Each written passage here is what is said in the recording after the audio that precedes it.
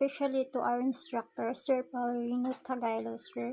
I'm Lazarus E. Samante. I present parts and function of polygraph machine Lafayette.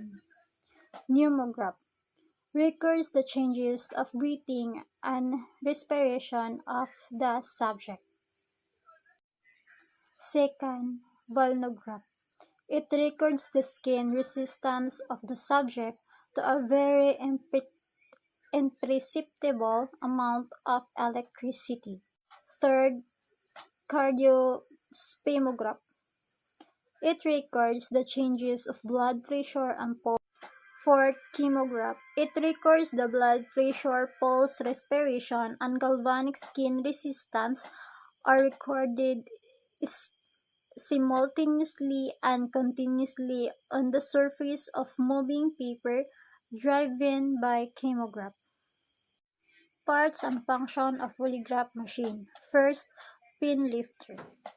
Its function is to lift the lower pins to 3 different positions. Second, program picker.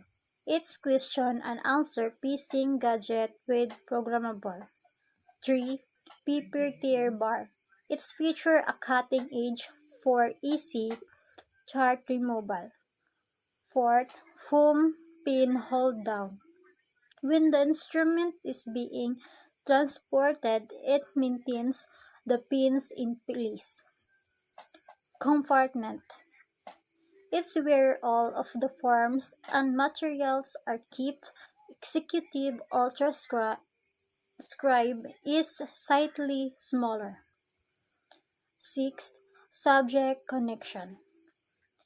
The stylish arrangement gives the impression of being orderly and professional setup and storage of facilities. 7. Mechanical pneumomodel.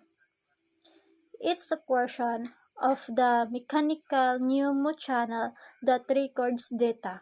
8. Galvanic skin response module. It's the GSR channels recording section. 9. Mechanical cardio module. It's the mechanical cardio module recording section. 10. Paper storage. It has 2 rolls of chart paper or other materials that can be stored within. Easy power receptacle. It has a capacity of 2 rolls of chart paper or additional supplies. 12. Power switch and circuit breaker. It gives the instrument a boost of power.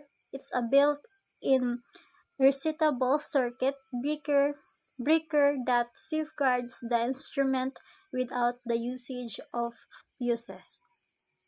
13th, chart drive roller lever. For paper changes and chart removal, it elevates the chart drive roller. 14. Power analyzer. For optimal instrument operation and subject safety, this feature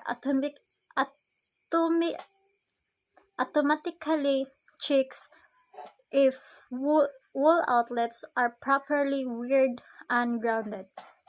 15. Stimulus marker. The chart it denotes important events. 16. Spy manometer. The operational pressure of cardiac channel is measured. 17th, Pneumo 1.